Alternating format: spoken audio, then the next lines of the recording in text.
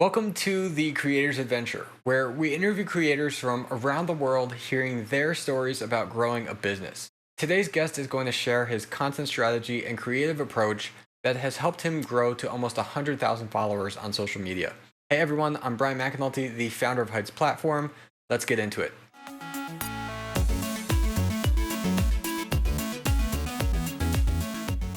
Hey everyone, we're here today with Smitesh Mistry. He is an illustrator, videographer, and designer.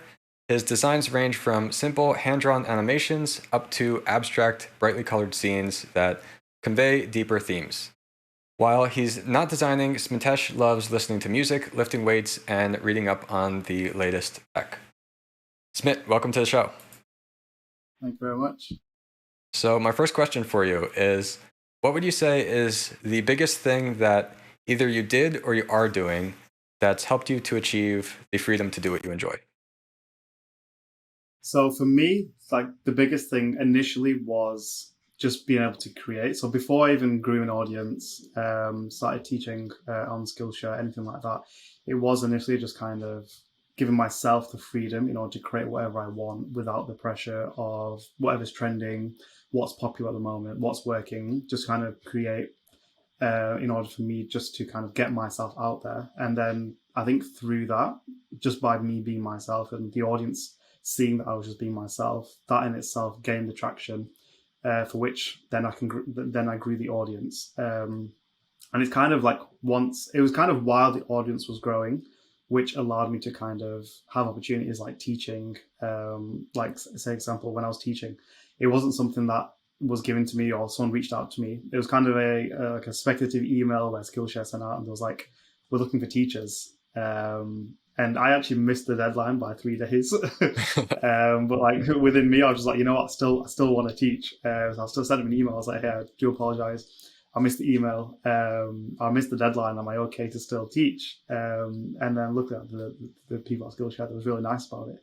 But I think it was a mixture of just me being who I am without changing it just to kind of get views, get likes, in order to grow an audience. But then also, if you are wanting something, like regardless if you miss a deadline or you don't know where to reach out to a person, it was just kind of just pursuing the things that you do feel that you want.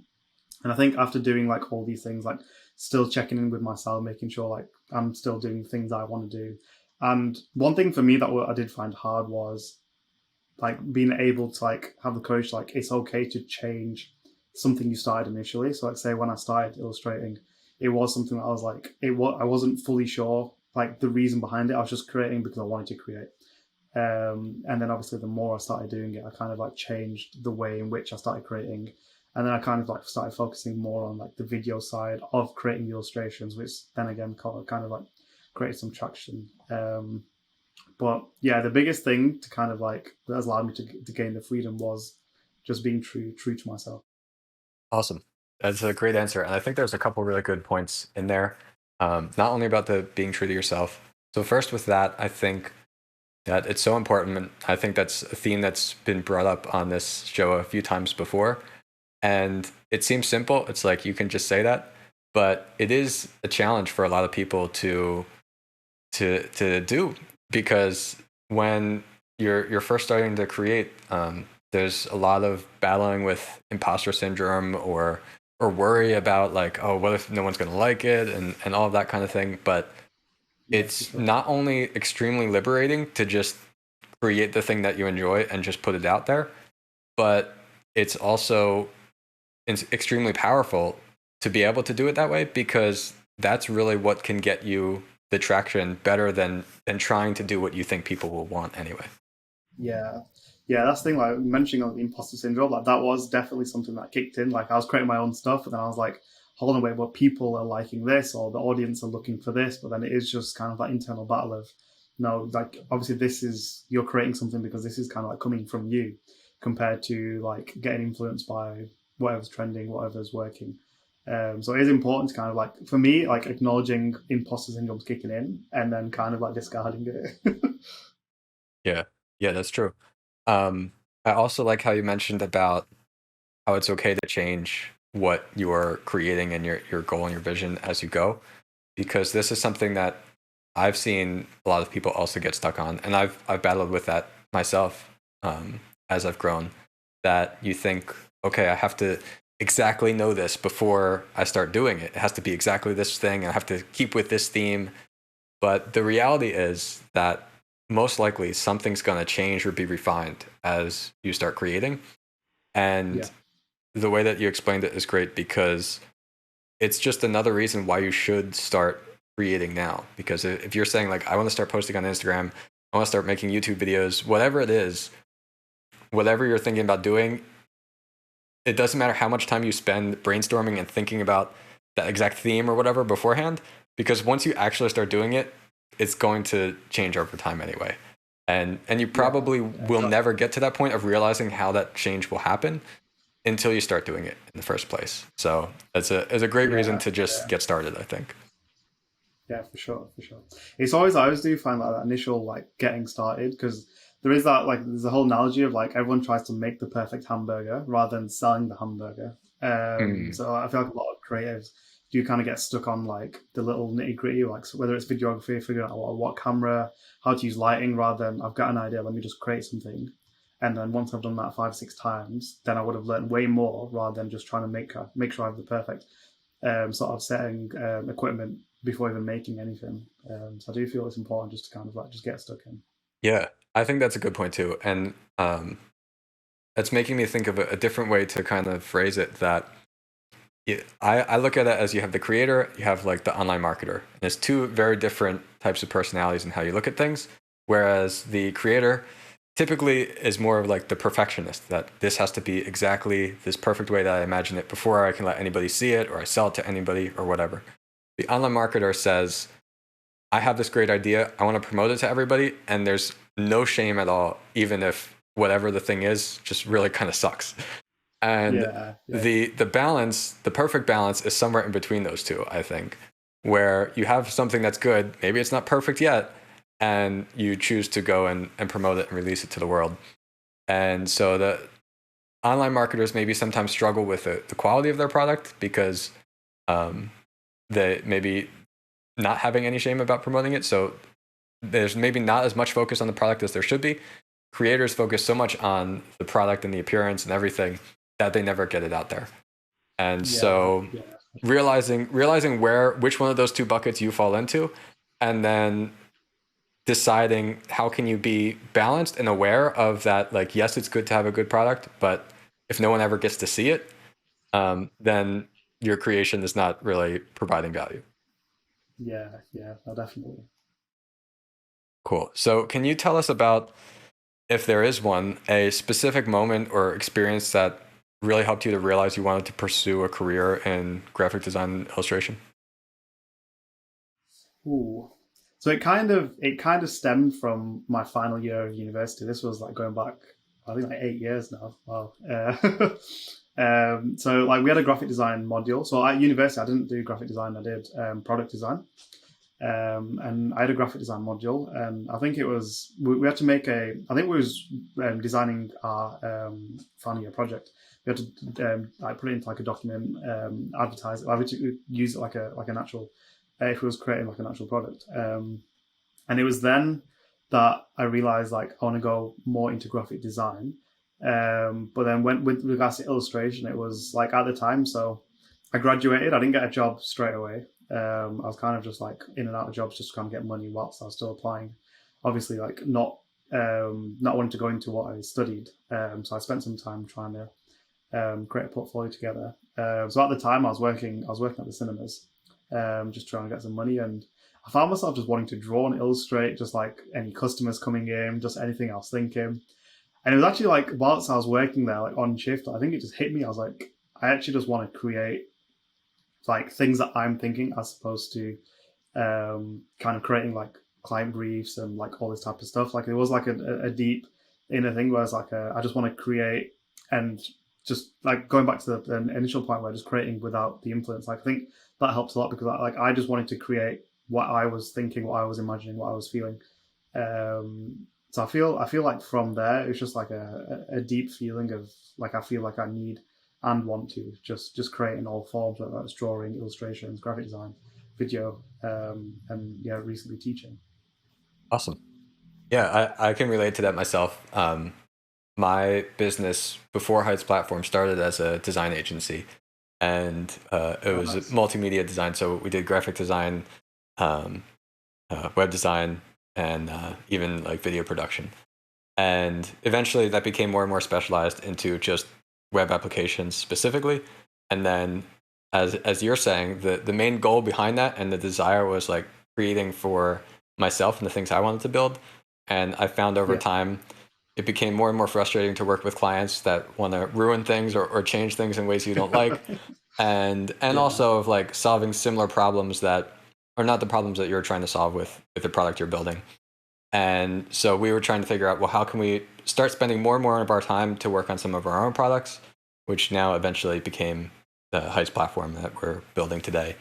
Um, Yeah. but I Yeah. think it's true for like any kind of creator in a way that um, when you have this like creative spark or feeling inside you, you want to focus and create on that thing. Yeah, yeah. Especially, I do feel like it's a mixture of like a feeling, but also like we all like I describe it as the inner voice. You know, that person who's like kind of telling you like you get the most joy out of creating. For me, like when I'm creating, it doesn't feel like I'm doing work or like I'm exhausted. I can go for hours, and then like look at the time and I'm like, well, it's time for bed. But it is kind of something that it just kind of brings joy, and because of that, I feel like doing it more, you get like deeper and deeper into it. And like they do say, like it is a muscle. So then like just creating, like I feel like the more you create, the better you get it, and the quicker you kind of like be able to think on your feet, which is good. Yeah, definitely. And I think that's a reason why it's also good for people, especially early on, to like experiment with different things. If you're really early on that you're not quite sure, like what is it that you're able to just sit there for hours and focus on in your business, then just really Yeah, enjoy. And like you said, because now you got more into video and things like that. Um, that's a reason why I really like that I started in like offering all those different kinds of services to clients, because like we did video too, but like the amount of video projects we had compared to like design or web design, it's like so small, but it still got me to be able to do that, and it got me to be able to experience like, well, what is it like to work on these video projects. And then I kind of learned for yeah, myself like, well, what do I enjoy the most out of this, to figure that out.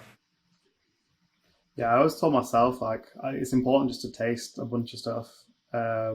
And even if you don't even pursue it, it's like going back to the whole change. Like it's okay to kind of like change where your interest lies currently. But I do feel like over the years, like the experiences and stuff, or like even just understanding different aspects of the creative industry, it's definitely helped me like today. Whether that was like understanding, like because like back in high school, I did fine art and in college, um, so just understanding lighting from there is like helping me Hmm. with creating videos now, and then like the realism back from fine art is helping me like light my illustrations, and then obviously the color palettes and color combinations from graphic design is helping me. So it's like I feel like having tastes all the different sort of industries within the creative industry, Yeah. it's giving me like a broader knowledge which I can definitely apply today, which is kind of benefit of tasting a bunch. Yeah, yeah, it all connects, so it's not wasted energy, definitely, Yeah, to yeah. try those things. So, can you walk us through a little bit of how does your creative process work? Because we read on your website that you like to create content that's both fun and abstract, but still conveys a message. So, how does the process work, if you can describe it? And I guess you already mentioned a little bit, but where do you get the inspiration for your work? So my general process, like when I'm creating one of my illustrations, generally, like this is something I've realized recently, but most of the characters within my illustrations have been me without realizing. Hmm. So generally, it's like the idea comes by me feeling or going through something. So like say if there's like a new challenge, like one of my illustrations is a character climbing up a mountain, but the mountain's like the shape of a guy's. I think it's yeah this one here. Uh, Hmm. um, but this idea came from like trying to conquer my own mind. So this was like when a bit of imposter syndrome was kicking in, and it was like I've got to conquer my mental state in order to kind of like get to the next step. So that's like roughly where my majority of my inspiration kind of comes from, either things that like I just like the look of and I'm like cool. Like say this one for example, that was just like I saw someone wearing a jacket and I was like that'll be cool, that'll make a cool illustration.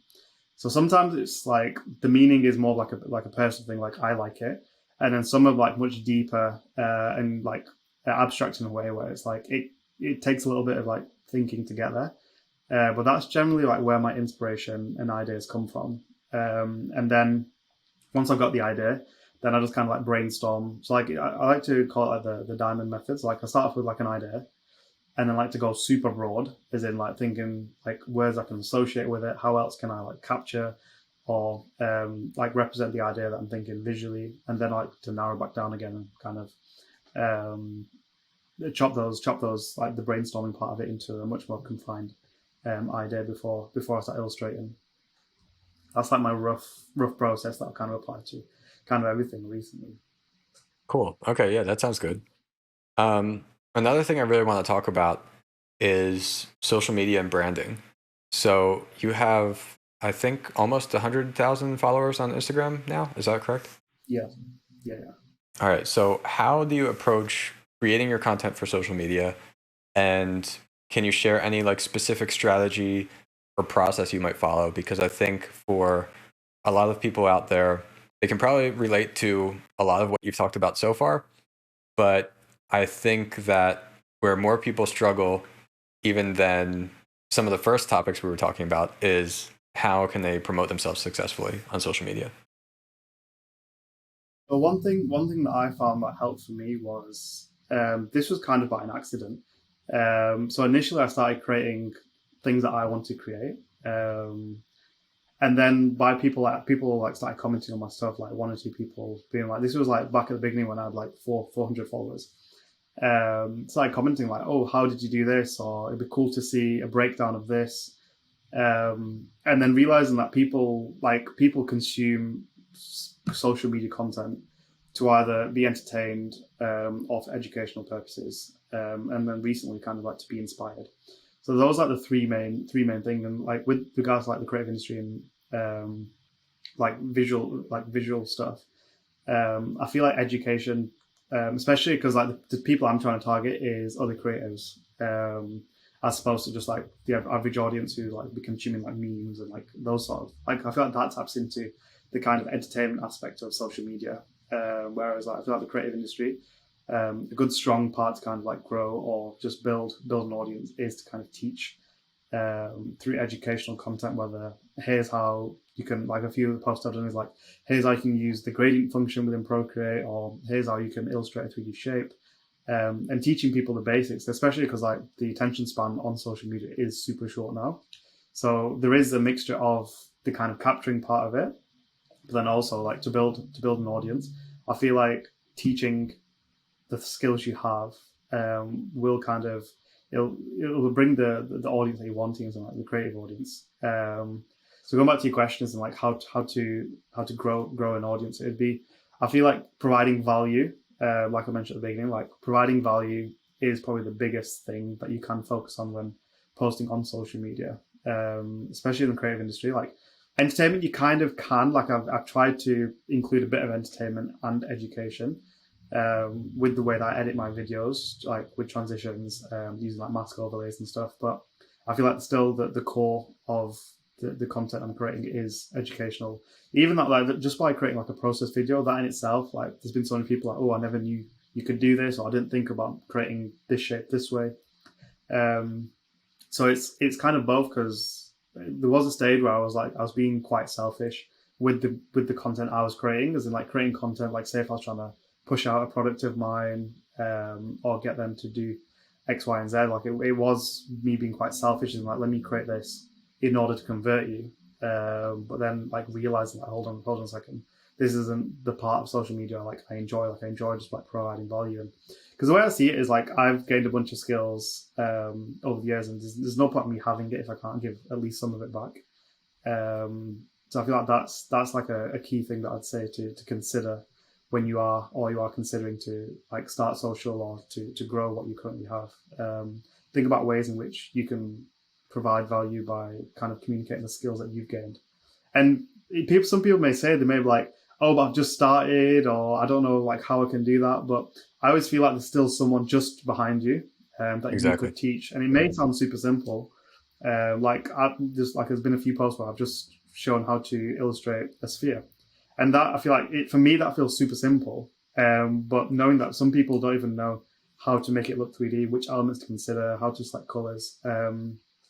So just kind of like one was there's always someone behind you, but then also kind of if you think about what videos you would have want to watch when you started and kind of like trying to make content like that. Yeah, it's great advice. That's something that we tell course creators often, and that's something that I think is so great about course creation. You can say like, well, you don't have to be the absolute expert in your field, because as long as you're one step ahead of somebody that you want to teach, then you can provide value to them. And often I've said this so many times before that you can even provide even more value to that person that you're only one step ahead of versus the absolute expert trying to teach that same person, because the absolute Yeah, expert has like forgotten that thing that's just one step ahead so many times already, whereas having just gone through that yourself, you're actually in a better position to know all these things that you recently learned that are going to be valuable to that person. yeah, yeah. No, definitely. Yeah, I do find that recently I taught a class on the basics of drawing, and I've been drawing since like year nine, which I think is like what 14, 15 years old. So that's a good like 10, like short of 15 years, and like trying to remember like basic concepts that I had to pick up. That was really hard for me. Like part of me had to kind of like go back and look at my older work and be like, hold on, what was I thinking whilst creating this? But yeah, I definitely do agree. Like once you've been doing something for many years, like trying to go back to the basics is kind of hard. But I think just reminding yourself of like the basic steps on how you got there, and then trying to think of like how people can get value from this is very helpful. Yeah, yeah, definitely. I think, I mean, when it comes to course creation, that's a good time to also ask for feedback from your audience and try to find out like, well, what are the questions that they have to make sure you're answering everything. And I mean, you could do the same thing Yeah, with social media as well, to kind of figure out, well, what is it that people want to learn or don't know about. But so to summarize, you're talking about giving value by creating content that, in your case, you recommend educational content that still is entertaining enough to actually get the person to engage with it. But then you mentioned, what else did you mention about? Did you mention about something to avoid, or oh yeah, to avoid like just promoting yourself and like, here's a post about just buy my thing, this is my new thing or whatever, or just yeah, showing yeah, off or shouting rather yeah, than yeah. saying here's something I have that I can teach you. Yeah, yeah, exactly. Because like I feel like it's natural, especially like if you want to make like a bit of passive income here and there. It does kind of take a bit over you. Like oh, here's a brush I made, or here's a free template which you can download. But I feel like the best way is just kind of provide value for your audience. Because then you do kind of want to build a community. Like you want to be known. Because if you're trying to grow on social, obviously you want to create an audience or a community which resonate with you. So obviously, like having your personality come through whilst teaching, like I feel like that's kind of like one thing which has helped me in order like just providing like super basic, which some people may be like, okay, this is super simple. Why are you teaching this? Because you obviously you get comments from time to time, as in like, oh, this is super simple. Why have you made a whole video on this? But then there is the people who got value from that, which that video was kind of targeting. So I think it's just knowing, like having a fine balance between like it's still okay to kind of like promote yourself because obviously you need to grow, like that's kind of like the marketing side of it. But then also like, you do want to provide value with the content that you're making. Okay, great. So, with that said, can you think of any other mistakes that you would see other business owners or creators make when it comes to either their branding or especially when creating like video content for social media, and how that can maybe be avoided, those mistakes? Ooh, I'd say with the current state of social media, like with regards to that video content, I think sometimes like I feel like we have to kind of incorporate a hook in order to hold the attention before we can provide the value. Because a lot of people I've seen, like some people are like really valuable and really like interesting videos, but the initial section of it, like they come in and like, hey, I'm Smith, rather than here's 5 ways you can improve your drawings. So I think just switching up the way in which you manage to captivate the audience without it sounding like clickbaity or like just trying to hold them just for the sake of views. But I feel like that's one way which I've definitely seen like a lot of creatives just kind of miss an opportunity where they could be growing, they could be providing like a lot of value, but with the initial 1 to 2 seconds of the video, they've lost the audience just because like the current state of social media and like how everyone just wants. I feel like definitely like I think TikTok definitely had an effect on our attention span. Because I remember the content I was making like before like lockdown. That was a lot more slower, a lot more easy paced. And then as the time went on, like my content's got a lot more like choppier, a lot more like quick transitions, just to kind of keep the audience. But that's definitely something I'd say. But one thing that I'm like currently focusing on is trying to hold an audience's attention without the need of speed, or like flashing lights or text appearing on the screen or transitions here, there, and everywhere. But that's like a whole different ball game altogether. Just trying to figure out because you get a kind of if like because you always obviously have a target audience, but if you can get in the head or the mindset of the people you're trying to target and figure out what they would want, kind of reverse engineer your content in a way. But I'd say with current video creators or people who are making video content for social media, they definitely pay some attention to those initial 1 to 2 seconds of your content. Yeah, and make it as clear as possible because you get some which like you said, like say if they've been doing something for a while, they kind of forget little steps here and there, which is crucial for the beginner. So really dialing it back. One thing I do is sometimes I just like run the video by my dad. I'm like, did you get this? Or just to kind of like get someone who's like not even in the creative industry to have an opinion on it. That's definitely helped me. Like when I'm showing my process videos, I was like, oh, what do you think? And I'm like, wait, how did you get from here to here? I was like, oh, okay, that's a good one. And I go back and include it. Yeah. But yeah, that's been really helpful. Yeah, that's a great way for feedback, especially for something like that. I've done the same thing with my family and parents and showed them things that I know that they don't normally understand just because they're not involved in that. To see if they do understand what it is that I'm talking about. Yeah. I like the point that you mentioned. Well, okay, first of all, recapping. Um, if you're a creator posting on social media already, your content might actually already be great.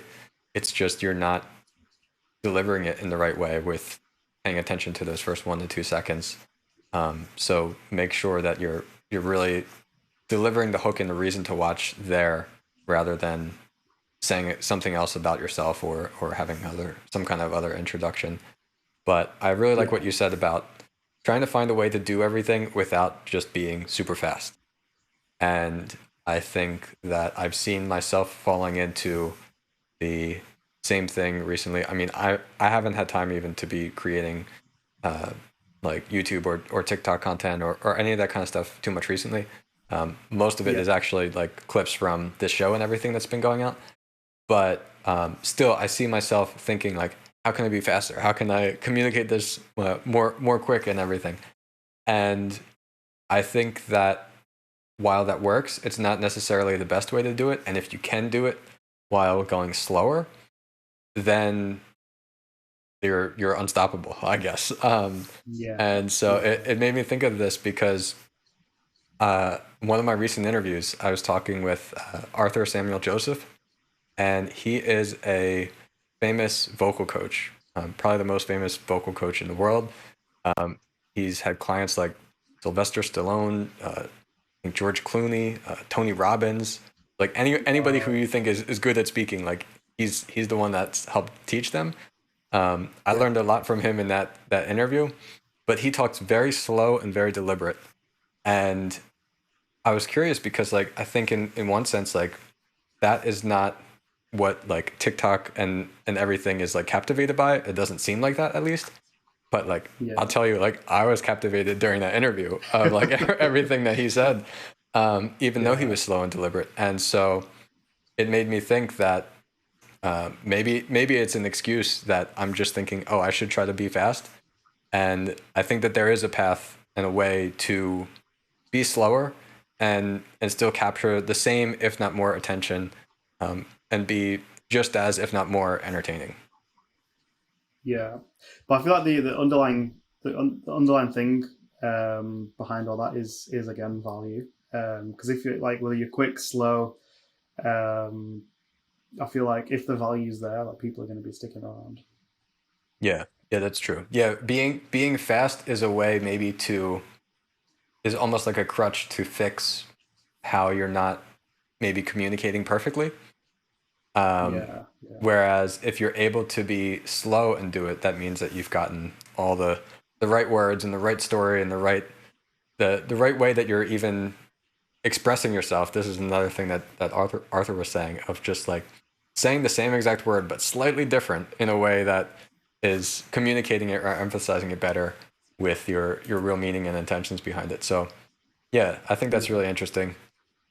Um, any advice you would give to somebody who's just starting out, other than what we've talked about before of like just putting something out there, um, and trying to do what you enjoy? Anything else you would suggest to say, maybe to somebody more specifically who maybe they're a more creative type, maybe they're a designer, illustrator, and they're saying, I want to start to post on social media. But I think so, like with that one thing I like to ask, like say my brother, he's recently started posting. One thing I asked him is like, what's your reason behind it? I feel like that helps. That helps a lot in itself, whether it's to grow, whether it's just to kind of have an outlet to kind of put your creativity, whether it's to get clients, whether it's to convert into sales. Like, I always feel like that in itself um, is such an important question that a lot of us don't have the answer for straight off the bat. 'Cause a lot of us just kind of like post a bit here, post a bit there. But say, for example, if you are committed to kind of like growing an audience in order to hopefully later in the future like use the audience for something, I definitely think like spending a little bit of time, because there is the aspect of creating, but you can still create but not post. But that's in order to kind of like get your skills up. But then if you are wanting to grow, then I'd say definitely, especially in this area where a lot more people, like it's a lot more saturated now compared to say 5 years ago, um, is having a tiny thought about a strategy, whether that's visual, what do you call it? Making sure it all looks the same, all the branding, whether it's a color palette, the font you use, the types of illustrations or graphic design or whatever type of creativity or whatever industry you're in. I definitely say spend some time just trying to figure those aspects out, and then when you do start creating, like, because I feel like a lot of people want consistency. When you follow someone, you follow them for whether it's something they do, whether it's like say food reviews. There's one guy I recently started following, like he just does food reviews in his car, but all of his videos are in his car, and so you know what you're in for. Mm. It's almost like a TV show. You're going to go back and watch the TV show because you kind of know what you're in for. You like the genre, you like the actors. Um, so I feel like that's one thing that people don't think about with social media. Like, it's called a social media channel, but like if you think of it as if it is an actual like TV show, create it like your own TV show where people know what they're gonna get, what they're gonna like, what the character's gonna hold, what type of like journey he's going through, any challenges. I feel like that's helped me a lot recently, just to kind of like turn it into a show. Like it is technically, it's your output into the world.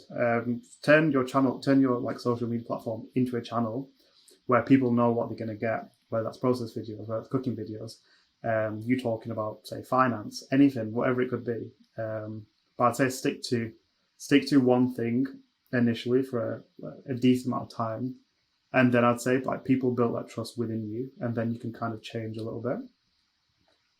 Yeah, I like that, because also when people know what they're going to get like that and they see one of your videos and they like it, then when they see the next video, then they know what they're in for, as you said, and they say, oh, I want to watch this. I know I want to watch this. I'm not gonna swipe to the next one because I know that this is Smit's video, this is his style, this is the thing I want to watch. Yeah, And so yeah, that alone can help them watch your future content, even if maybe the hook in your next video is not quite as good as it was in your previous one.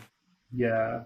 Just by even like seeing your face or like whatever intro you normally do, people will be like, "Oh, cool, yeah, it's him." Oh yeah, I like this guy. I'm going to follow him, or I'm going to watch it again. Because we all have that. We all have those like people on social media are like, oh, I like his content regardless of what he posts. And you're going to sit down and watch it. Yeah, that's true. And I really like what you said about taking a moment to think about the why of why you're posting the content.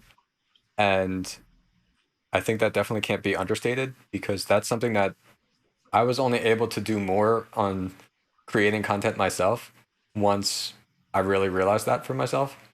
Because personally, like, I have no desire to say I just want to be popular on social media or be known or whatever. I actually have a desire against that. I'd rather just hang out with my family, do the things I like, and create, right? Yeah. So I don't want to be known on social media in particular. But when I realized that the why for me is that I want to help other creators learn how they can build this course business, a community business, how they can create and share all of this with other creators. That reason is way more stronger than the deterrence of not wanting to be known on social media. So once I realized that reason, that has become the motivation to say, like, well, this is why I have to do this. I want to get this content out there because I want to share this and make this impact in the world. And so despite me not wanting to really be on a video or be the face of anything in particular in that way, realizing that why made all the difference for me. So I think it can for a lot of other creators as well. Yeah, no, yeah, definitely. Cool. All right, I've got one more question for you before we get going. And on the show, we'd like to ask every guest if they have a question for the audience. So if you could ask our audience anything, whether it's something like more introspective you want them to think about, or something that you're just genuinely curious about, what would that be? So I think my question's going to be, we kind of just tapped on it, but yeah, what is your reason for that? It's two-part questions. Firstly, what's your reason for creating, and then secondly, if you're posting, what's your why? Awesome. Yeah, that's a great question. Great thing to think about. All right, Smit. Well, thanks so much. Before we get going, where else can people find you online? So there's my Instagram, which is at Design with Smith. You can find me on YouTube at the same handle too. And recently on TikTok, you can find me at a different handle. It's Smith Visuals. All right, awesome. Thanks. Thanks a lot. If you enjoyed this interview and want a chance to ask questions to our guests live, tune in on Tuesdays when new episodes premiere on the Heights Platform Facebook page. To learn more about the show and get notified when new episodes release, check out thecreatorsadventure.com. Until then, keep learning, and I'll see you in the next episode.